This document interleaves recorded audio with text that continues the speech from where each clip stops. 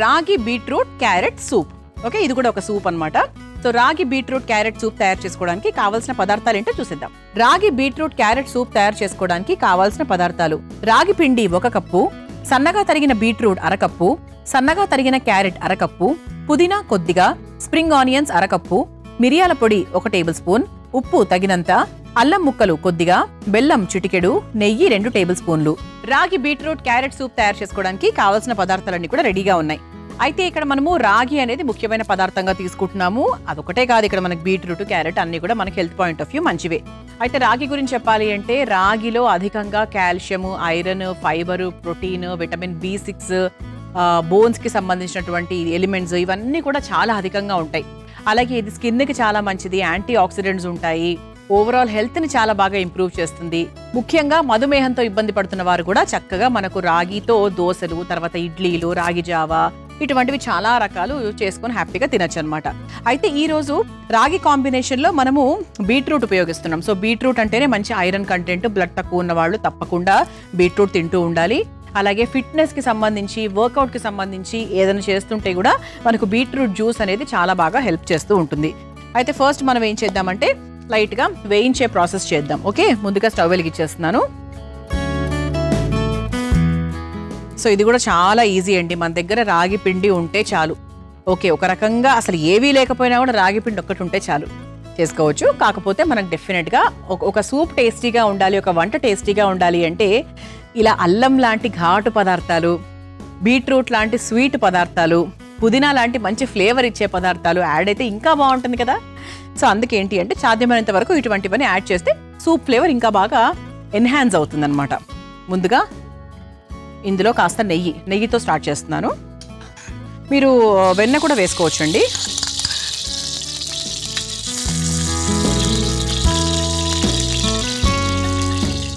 ముందుగా కొంచెం జీలకర్ర, ఆ తర్వాత ఘాటుకు తగ్గట్టుగా అల్లం ముక్కలు. అల్లం ఘాటు బట్టి మనం చూసుకొని వేసుకోవాలి, అంటే సూప్ కూడా కొంచెం ఘాటుగా ఉంటే బాగుంటుంది. ఇది ఒక్కసారి లైట్గా వేయించేసుకున్నాక ఇందులో సన్నగా తరుక్కున్న ఉల్లికాడలు,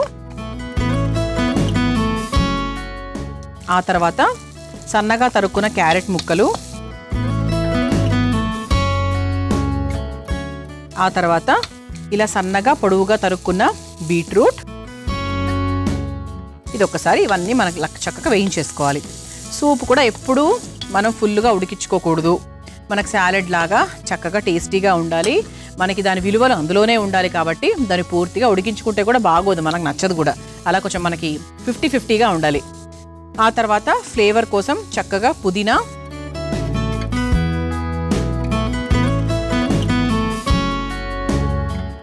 ఇది యాడ్ చేశాక ఇందులో కాస్త ఉప్పు వేసుకుందాం.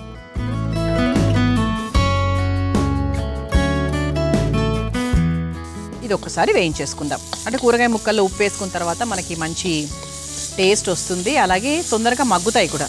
వాటర్ కంటెంట్ అనేది లూజ్ అవుట్ అవుతుంది కదా, అందుకే ఫాస్ట్గా మనకు మగ్గుతుంది.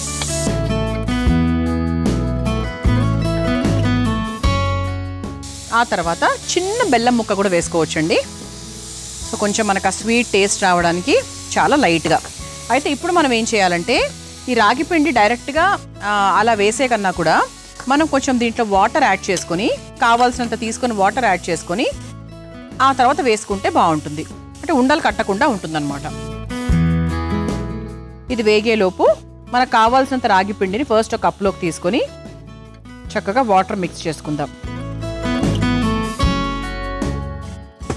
ఎప్పుడూ కూడా మీరు రాగి జావ చేసేటప్పుడైనా, రాగి ముద్ద ఏది చేసినా కూడా ఎప్పుడూ రాగిని డైరెక్ట్గా వేయకూడదు, చల్ల నీటిలో మిక్స్ చేసుకొని ఆ తర్వాత వేసుకోవాలి. లేకపోతే రాగికి అసలు ఉండలు కట్టే ఇది ఎంత ఉంటుందో, అసలు ఉండ కట్టిందంటే మళ్ళీ దాన్ని తీయడం కూడా కొంచెం కష్టమైన విషయమే, మన కస్టర్డ్ పౌడర్ లాగా. ఇంత నీళ్లు పోసినప్పటికీ కూడా మళ్ళీ కలుపుతూ ఉండాలి, అది కూడా ఉంటుంది మన సూప్లో. ఇదిగోండి. అండ్ ఇంకోటి ఏంటి అంటే రాగి మనకి 2-3 స్పూన్లు వేసినా కూడా కన్సిస్టెన్సీ చాలా ఎక్కువ అవుతుంది. సో అందుకే ఒక కప్పు తీసుకున్నాను, కానీ అందులో దీనికి తగ్గట్టుగానే నేను ఉపయోగిస్తున్నాను అనమాట. చూసారా మనకు లైట్గా వాటర్ కూడా బయటకు వచ్చింది, ఊజ్ అవుట్ అయింది. కొంచెం మిరియాల పొడి కూడా వేసేసుకుందాము. సో కారం అంటే ఇందులో కేవలం మిరియాల పొడి మాత్రమే వేసుకుంటున్నాం, చూసుకొని వేసుకోండి.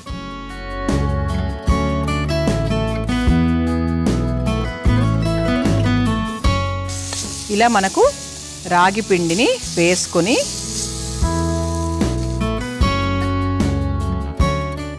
ఇమ్మీడియట్గా దీంట్లో కూడా వాటర్ పోసుకొని మిక్స్ చేసేసుకొని బాగా కలిపేసుకోవాలి. 1-2 కప్పులు 100% పడతాయి. ఇది ఒకసారి బాగా మిక్స్ చేసుకుందాం. మిక్స్ చేస్తూనే ఉండాలి. మనం చిన్నప్పుడు పసిపిల్లలకి రాగి చేస్తాం కదా, అలా అనమాట. అంటే ఎక్కడ ఉండలు కట్టకుండా మనం బాగా మిక్స్ చేసుకోవాలి. ఒక పాయింట్ ఆఫ్ టైంలో ఇంక ఉండ కట్టదు. సో స్టవ్ కూడా ఆఫ్ చేసేసుకోవచ్చండి. సో దీనిపైన నుంచి మీరు కాస్త నిమ్మరసము అట్లాంటివి ఏమైనా కావాలంటే కూడా మీరు వేసుకోవచ్చు. ఓకే, ఇలా చక్కగా రాగి బీట్రూట్ క్యారెట్ సూప్ని ఒక బౌల్లోకి తీసేసుకుందాం.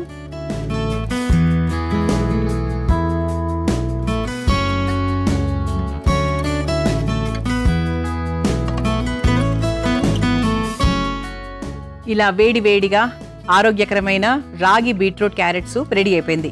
మీరు తయారు చేసుకోవాలనుకుంటే కావాల్సిన పదార్థాలు, తయారు చేసుకునే విధానం మరొకసారి చూసేయండి.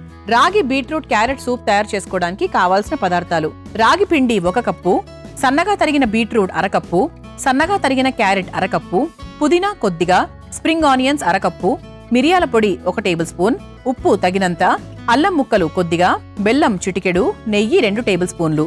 రాగి బీట్రూట్ క్యారెట్ సూప్ తయారు చేసుకునే విధానం: ముందుగా స్టవ్ వెలిగించి బాండీలో నెయ్యి వేసి కరిగాక అందులో జీలకర్ర, అల్లం ముక్కలు, ఉల్లికాడలు, తరిగిన క్యారెట్, బీట్రూట్ ముక్కలు, కాస్త పుదీనా, సరిపడా ఉప్పు వేసి వేయించుకోవాలి. ఇప్పుడు ఒక బౌల్లో రాగి పిండి తీసుకుని అందులో కాస్త నీళ్లు పోసి ఉండలు లేకుండా కలుపుకొని పక్కన పెట్టుకోవాలి. తర్వాత బాండీలో కాస్త మిరియాల పొడి, కలిపి పెట్టుకున్న రాగి పిండి పేస్ట్ ని కూడా వేసి మరి కాస్త నీళ్లు పోసి దగ్గర పడేంత వరకు కలుపుతూ మరిగించుకొని చివరిగా ఒక సర్వింగ్ బౌల్లోకి తీసుకొని సర్వ్ చేసుకుంటే రాగి బీట్రూట్ క్యారెట్ సూప్ రెడీ.